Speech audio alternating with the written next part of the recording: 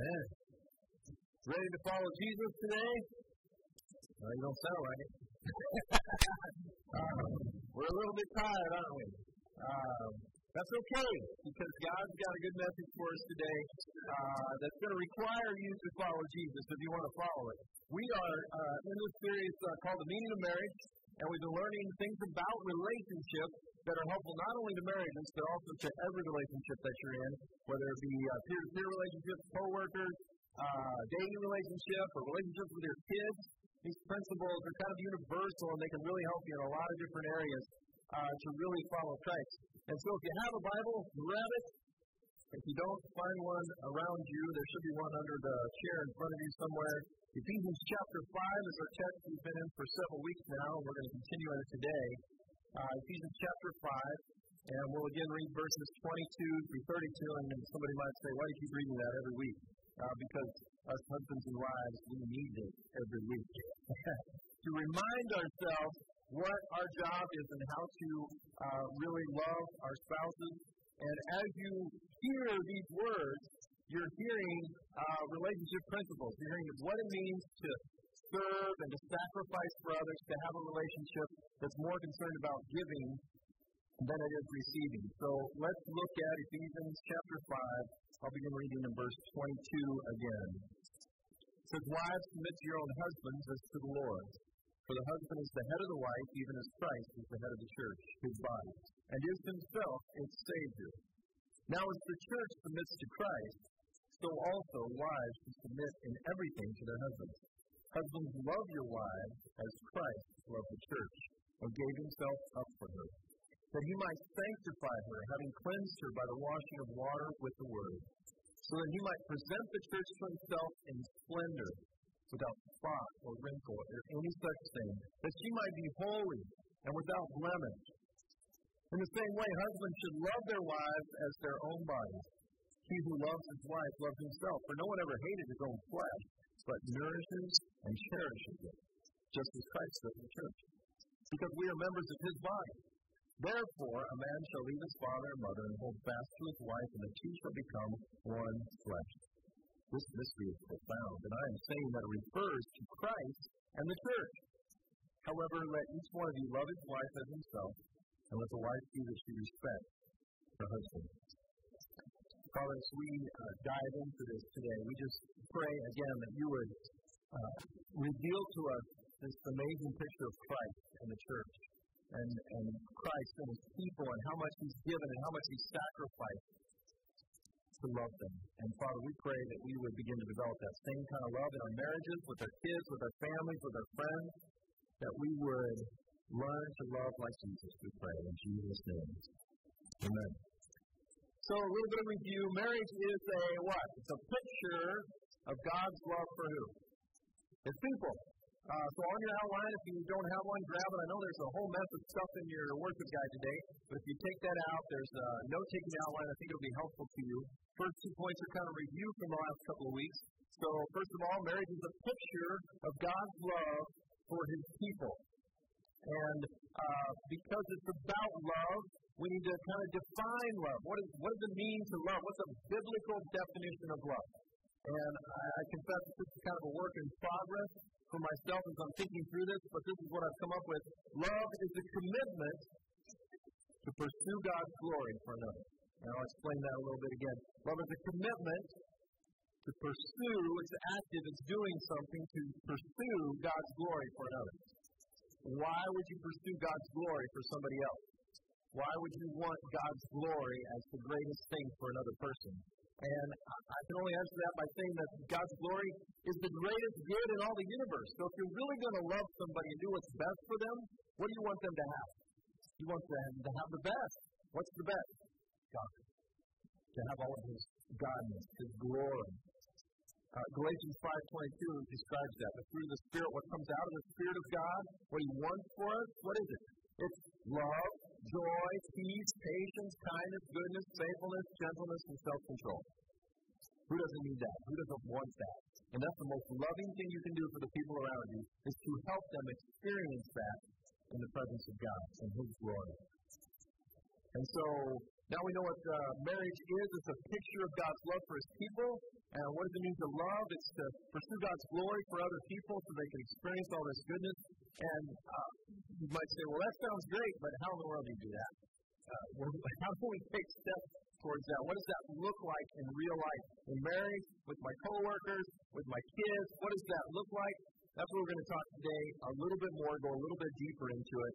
And to do that, we're going to kind of focus on verses 24 and 25 of Ephesians chapter 5. So let's read that again. It says, now as the church submits to Christ, so also wives should submit in everything to their husbands. And here's the husband's job. Husbands, love your wives as Christ loved the church and gave himself up for her. I'll give you 2 points real quick and then we'll talk about it. First one is I need to love like Jesus. That's basically what this is saying. This is a picture of marriage, is a picture of God's love for His people. What does that look like? It looks like Jesus. What did Jesus do? He gave up everything to love us, to serve us, for His glory. And He did that out of love. So we need to love like Jesus. And then basically what that means in this text is we need to serve like Jesus, right? He's saying here, He gave up of Himself, He's serving, He's giving all, He's sacrificing. So what does love look like? It looks like this serving to help others experience the glory of God. Remember John 15:13 where Jesus said, the greater love has no man than this, then he does what? He lays down his life for his friends. Okay, he serves them. He's not in it for himself, he's in it for them to help them. And so I need to love like Jesus, I need to serve like Jesus. Now in this passage, there's 2 pictures here. 2 pictures of Jesus-like love. One picture is of the husband. And his role as a servant leader is to give himself like Christ did for His bride, the church. And so, looking at that, we say, husbands, love your wives as Christ loved the church. And we see this picture right here in Ephesians chapter 5. And so it's the sacrificing, it's giving, submitting yourself to the needs of your wife. So the picture is of a husband who's doing everything he can to serve the needs of his wife, his family, so that they can experience the glory of God. Sounds like a pretty good picture. Doesn't necessarily reflect all of our marriages, does it? A lot of times that husband is not serving the needs of his wife and his family so that they can experience the glory of God. He's serving his own needs. Now, that's not the picture the Bible is painting. That's the picture that many people say that this passage is saying. Well, that means the man is the dominant leader and he tells the wife what to do. That's not what God's saying here. God is saying that means that the man gives everything that he has to love and to serve his wife so that she can experience the glory of God. So it's a leadership role, yes. But it's a leadership role that leads by serving, not by dominating. So we look at the wife. And this is the challenging one because he says, wives, submit to your husband. Everybody's like, woo! What did you say? Submit to your husband? Now, you have to put this whole picture together. So the wife submits to this leadership. What kind of leadership? The kind of leadership that's doing everything in its power to serve you. That sounds pretty good, doesn't it? Doesn't it sound counterproductive and really stupid if you fight against the person who is trying to do everything to help you experience God's glory? That would be ridiculous, wouldn't it? Now, we understand that because of sin comes in, it messes up God's design in this picture. So, husband dominates for his lead, and wife rebels because he doesn't want to help him lead in that kind of way. But when it's working perfectly, the man is giving everything he has so that his wife can experience the glory of God. And the wife is saying, that's exactly what I want to. Let me put it in a little bit more practical way. For you wives, if you want to submit to the leadership of your husband, what can I do to make it easier for my husband to help me experience the glory of God? What ways can I submit to his leadership in ways that will help him, assist him in this process to help me experience the glory of God? When you see both pieces working together, it's a beautiful picture of God's love. Now, the picture in Scripture we have of this, it's commanded here, but the picture that we have of this is in Philippians chapter 2. I'm going to put a scripture up on the screen. Philippians 2, verses 5 through 8. Here we have Jesus, who is God. right? And he submits himself to the Father. He's obedient to the Father to come for us. So look what it says. It says, though he was in the form of God, he did not count equality with God a thing to be grasped. So it's not saying here. So there was God the Father, and then underneath him was God the Son, isn't it? It's saying, here's God the Father, and here's God the Son. Perfectly equal. But what's he doing? He's voluntarily submitting himself to the leadership of the Father, and he's saying, I will go. But he emptied himself by taking the form of a servant. He humbled himself by becoming obedient to the point of death, even death on a cross. So two pictures of Jesus-like love. So the husband sees Jesus on the cross, dying for his bride, doing everything he can, sacrificing to live for her and her needs and how she can experience the glory of God. So it's not about him and how many nachos he wants for lunch, right? It's about him serving his wife and his family so they can experience the glory of God. And here's the wife, like Jesus in Philippians chapter 2, saying, you know what? That's exactly what I want, the glory of God. I'm going to submit to that leadership, and we're going to try to do this beautiful thing where it combines together to be like Jesus, and we'll have a marriage that honors God.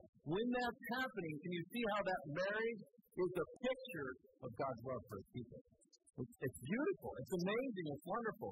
And many of you with a good, godly marriage, you've experienced moments when that's all clicking, right? And those are the best moments of your marriage. And then when sin comes in and we all start messing with it, those are the worst moments of your marriage. And that's how people wake up one day and wonder, why did I marry you? Why are we still together? This is really hard. And that brings us to our next point on our outline. And I think what Jesus is saying here to us is we need to be like me, he says. And so we have to die to ourselves and live for Christ. And this is a big, important point for us this morning. Because so often we look at our relationships, we're looking at our needs, how we need to work in the relationship so that things will go well for us. And God's purpose for us is that we would display his glory, that we would work for him. So we're not serving ourselves. There's a certain way we're not even really serving that person. Who are we serving? We're serving Christ because he served us. So I need to die to myself and live for Christ. Remember Jesus, Luke 9, he talks about, like, if you're going to follow me, you have to deny yourself, you have to take up your cross, and you have to follow me. And what that looks like, and he says, and people get so confused, you're like, well, that sounds like a bum deal. Like I'm going to lose my life. And what does Jesus say? The only way you find your life is by losing your life. You lose your life, your pursuit of self, you give that up, you die to that, and you begin to pursue Christ. And what does Christ say? That's where you find life. That's where joy comes in. That's where you enjoy the glory of God. Galatians 2:20 says it like this: I have been crucified with Christ. It is no longer I who live. It's not about me anymore. But Christ who lives in me. And the life that I now live in the flesh, I live by faith in the Son of God who loved me and gave himself for me. Galatians 5:24 goes on to say that those that belong to Christ have like crucified their flesh. So it's that picture of Jesus dying on the cross. Same thing we have to do with our own selfish desires. We have to like nail them to the cross and say we're done with those. We don't want those anymore. Now that doesn't mean we're perfect and they don't come back. We've had a long history of going after our own desires, haven't we? But it's the idea that we want to crucify those things and say, you know what? I'm not going to live for myself. I'm going to live for Christ. So when we bring that into marriage, when we bring that into our relationship, it automatically brings up this next question for our marriages, for relationships. How can I serve you? Not the primary question we ask when we're going through relational trouble, is it? When we have a beef with somebody at work, when we're doing things with our kids, when we have something in our marriage or a significant relationship, it's not the first question we're asking, how can I serve you? We're thinking, how can I get from you what I really need? Right? You're not treating me the way I want to be treated. You're not following the golden rule. And what does Christ want us to do? He says your first question should be serve, to give yourself. How can I serve you? This is like an attitude adjustment. So if you think about your coworkers, now you're thinking about how can I serve them at work versus how can I really stick it to them and make them really show up as the bad person in the office? Teens, wouldn't this be amazing? To think of, how could I serve my parents? Make your parents laugh, see, bring joy to their life. All you'd have to do is serve them. Isn't that just a phenomenal concept? How can I serve my parents today? That's the mind-blowing concept for teenagers.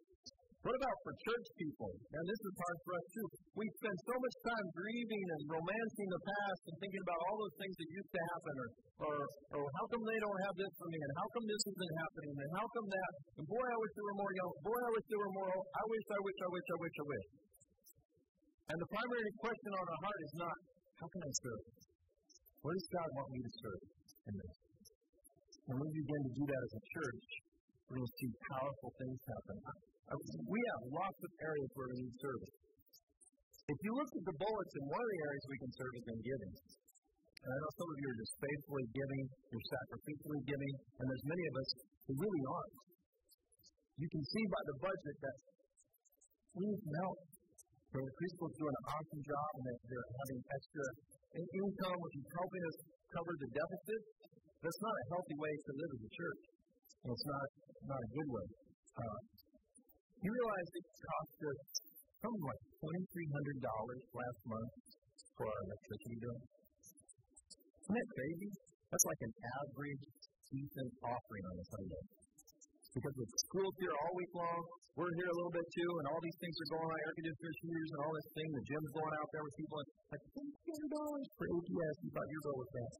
But it takes a lot of people working together to serve in that area of giving to make this thing happen. I was like, I don't know what I was thinking when I ordered 1,500 door hangers and stuff. We need 1,500 people to hear about Jesus. So this is a big goal for us, to have 1,500 door hangers to get out to this community, to your friends, to your neighbors.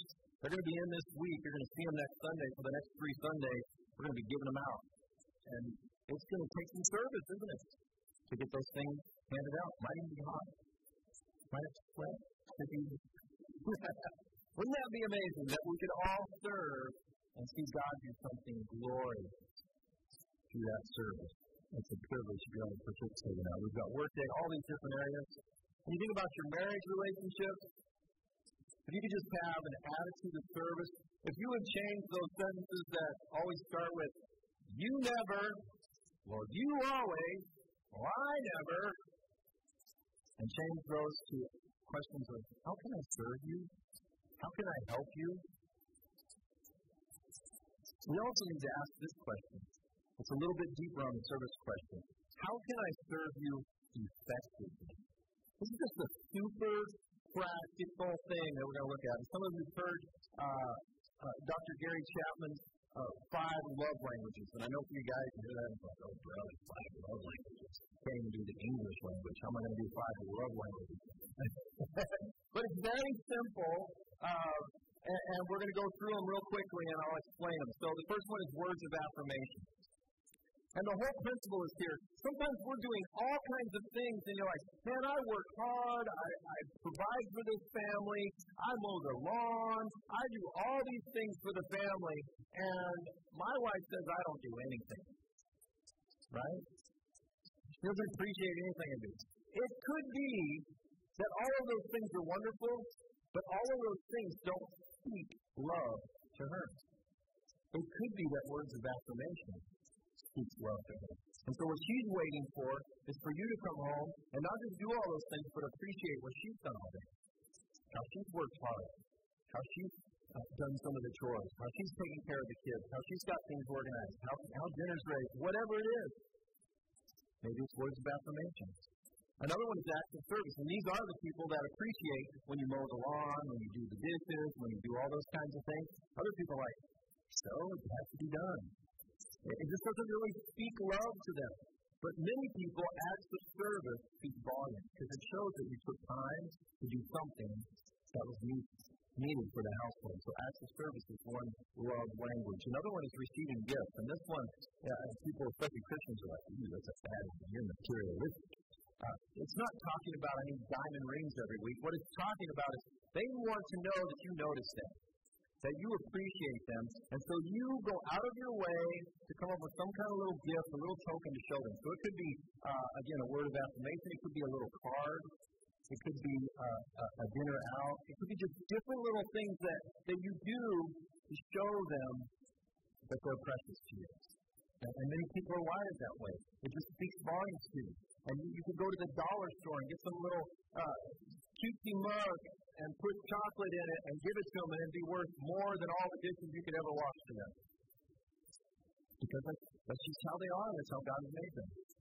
So if you want to serve effectively, you might have somebody that receiving gifts is important. This is my quality time. Quality time is my love language, my primary one. Everybody has like a primary and a couple other things. But I just like to be with my family. I just like to be with my friends. I just like to hang out together. And if I go too long and I feel like we're all disjointed and everybody's going and doing their own thing, then it starts to bug me. And I really just want some time together. And so quality time can be important. The next one is physical touch. And this can be just a wide variety of things. These are the huggers. These are the people that need to hold hands wherever you're going. And some of you are like, hold hands? I thought we were done with that. They need to hold hands, and they want to hold hands because they need physical touch. All right? And so everybody's different. This is really cool for parents when you think about your kids. Now, these quality time and physical touch kids, these are the kids you cannot get off your lap. You go to sit down at TV, and somebody's sitting right next to you. There's the whole couch, and they're sitting right next up to you, kind of leaning on you. They got their hands on you, and they're doing stuff like this, and you're just like, give me some space, right? They're physical touch people. They're quality time. They want to be close. They want to be near you because that's how they feel loved. Other kids could care less, and they just want you to come by and make sure you play Legos with them or something. So everybody's different. So as you're serving, one of the things that might be happening in your relationships that aren't working effectively, you might be serving them completely wrong. And you have all the best intentions, all the greatest motivations, but what you're doing is not really connecting with them. And some of you say, you know what? I learned the love languages a long time ago. I've done all that and nothing changes. I've tried to serve, I've tried to go out of my way, I've tried to do everything I can, and everything just seems to be a roadblock in this relationship. Well, first of all, I would say, are you sure? Really? Have you served? Have you really found out an effective way to serve this person? Secondly, sometimes that's true, and that's where this next point becomes so important. Let's go to verses 25 and 27 again. 2:27. So husbands, love your wives as Christ loved the church and gave himself up for her. For what purpose? That he might sanctify her, having cleansed her by the washing of water with the word, so that he might present the church to himself in splendor, without spot or wrinkle or any such thing, that she might be holy and without blame or blemish. This is a point that Tim Keller makes in his book over and over again, that Jesus did not die for us because we were lovely. He died for us to make us lovely. And so on your outline, I love and serve to make you lovely, not because you are lovely. And this becomes the real rub. It's like, I'm doing all of this stuff. How come they're not more lovely? They're not treating me the right way. What have you done in that moment? You've turned the relationship not about them, it's about who?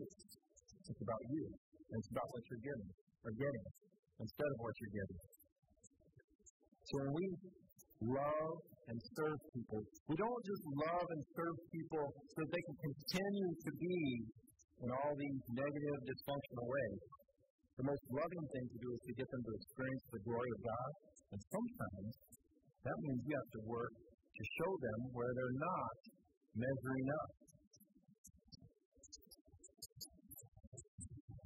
So two things. One, this does not mean that I will start serving you when you start asking me about this. Isn't that how we do it? We play the game, we keep score. You're like, okay, I'm way ahead, so I'm going to stop for a while. And I'm not going to serve until they serve me. It's not what this is saying. We don't serve them because they're lovely. but because we want to see them be lovely. We want to make them lovely. And it's secondly not that I serve to make you lovely because then my life will be better. I want you to be a wonderful person because then it's going to be so much easier for me. Right? That's another selfish motivation. It's not what God would have us. So how do you fix this? How do you serve someone to make them more like Christ, to make them lovely? Because that's the goal, right? To present blameless, pure before God. That's Christ's goal for us. Look at Ephesians 4:15. We'll put it on the screen. You can turn back to it. It's just a powerful verse. Ephesians 4:15 says, this is how you do it. Speaking the truth in love, we are to grow up in every way into Him who is the head, into Christ. So here's the goal. We want to be like Christ. We want to have this glory of God emanating from our lives. It's what we want for the people that we love. How do you do it? He gives us two ways. Speak the truth and love. So simply we could say it like this. I need to speak the truth in love to help you be more like Jesus. Not more like me. Or not more the way I want you to be. But I need to speak the truth in love to help you be more like Jesus. This is the missing ingredient in most of our relationships. And most of us are one or the other. We're either a truth person or a grace person. And the truth people are like, oh, I can tell you everything wrong about your life. Right? I can tell you where you mess up. I can tell you where you fall short. And many of our marriages have fallen into that where it's just this tit for tat. You. And it goes back and forth, and you feel that tension. We're good at truth. And then some of us are just way on the grace side. And so we don't say anything. We just put up with it. You know that DirecTV commercial, I think it is, the Settlers? It's just resonating through my heart. Well, we're the Settlers. Well, Dad, can't we have DirecTV? It's like, no, we only have cable, son. We're settlers. That's what we do. We settle. And many of us have done that in our marriages. That's what we do. We just settle. We haven't really learned how to love each other. We just have learned how to get along without fighting so much. And so we just kind of stay out of each other's ways on these areas. And there may be many of those areas where we need to speak the truth in love to help them be more like Jesus. Now, this gets messy, doesn't it? This gets to be a whole barrel full of fun. Because this is where the gospel has to come in. And even in our peer-to-peer relationships and with our kids, when we start speaking the truth in love, it takes a lot of grace, it takes a lot of love, it takes a lot of God's Holy Spirit working through it. So I can just ask all of us a simple question. Who do you need to speak the truth in love to? What is the truth that you need to speak, and how can you say it in a loving way? That's more concerned about them becoming more like Jesus than it is, this really annoys me, and you got to stop because I'm going crazy. Right? Because that's just a selfish motive. But if it's really something that's keeping them from experiencing the glory of God, that's keeping them from being more like Jesus, something we need to say. We've got to find a way to say it. Speak the truth in love. And I want to share with you a couple more things. One, this is probably by far the most mind-blowing thing that I have really taken away from this Meaning of Marriage series. And Tim Keller's book, The Meaning of Marriage, has just been a powerful book and just bringing some of these things to light that are here in Scripture. And I want you to just look back at verses 25 through 27 and notice that this is a future tense here. It's a present activity that's working towards a future tense. Husbands, love your wives as Christ loved the church and gave himself up for her, that he might sanctify her, having cleansed her by the washing of water with the word, so that he might present the church to himself in splendor. When is the church going to be completely in splendor without blemish? When are we going to be fully arrived in perfection? Right now, we got a lot of sin hanging on us, don't we? Even though it's true about our identity, that we are in Christ and that we're his children, that we're saints because of that, the reality is there's still a lot of sin that's entangled in our lives. It's not going to be until we stand before Christ in heaven in glory that we're presented completely without blemish, holy, sanctified. So there's a future tense at work in here. And so on your outline, I need to love you for who you can be or who you will be someday. And there's this powerful thing in our culture where we put tons of emphasis on, I'm going to love you for who you are. Well, who you are might be a wreck, right? It might be a mess. And if we were really going to love you, we would say, I really don't want you to stay who you are. I want you to be more like Jesus. And maybe you even have some destructive things happening in your life, and we would say, I love you too much to love you the way you are. I want you to be what you can be. I want you to be what Christ wants you to be. It's a whole different mindset. Now when you look at your spouse, and you see all of these things that maybe are annoying to you or you don't like them as much, now you can begin to glorify who they're going to be on the day they meet Jesus. That's who I'm loving. That's who I want you to be. That's who I'm serving. That's who I'm working for. It's this person who's going to stand before Christ in all of His glory and be accepted. It's a whole different level of motivation to be able to love somebody that way. Philippians 1:6 says, I am sure of this, that He who began a good work in you will bring it to completion. When? At the day of Christ Jesus. It's not finished yet, is it? That's pretty obvious in all of our lives. Like there's some rough edges and stuff that needs to be worked on. It's not there yet. But He's promised to complete that work when? When we stand before Jesus. So two ways you could apply that. I wonder if there's a person in your life, maybe even at work, or maybe it's even a family member where you're looking at them and you're like, I'm just sick of them. I'm tired of them. I don't want to love them anymore.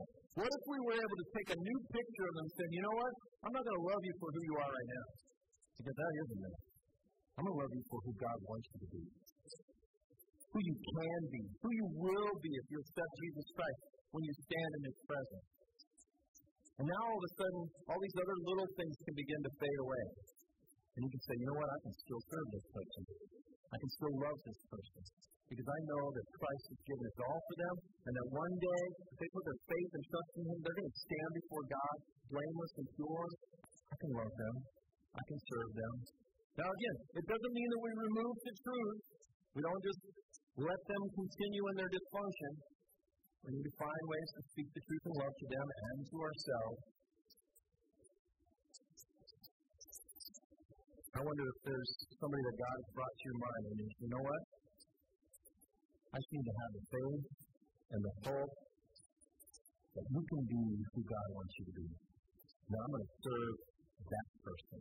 I'm going to love that person. Instead of saying, I always knew you were going to be a screw-up. I always knew you were going to go down this road. I always knew that you could be this person if you would just come to Christ. If you would just follow Him and have that kind of heart for people. This is why it is absolutely important, and you cannot even go here without Christ in your heart, without Christ in your life. To have this kind of motivation, to have this kind of love to serve, this is supernatural. It doesn't happen on the natural level. And that's why you have to pursue Christ. That's why you have to know Christ. That's why if you're not praying and learning together with your spouse, with your kids, with people, these things are so hard because it's depending on natural strength. Until God begins to do something supernatural in your heart and life, then you have this power to serve. Doesn't mean it's easy.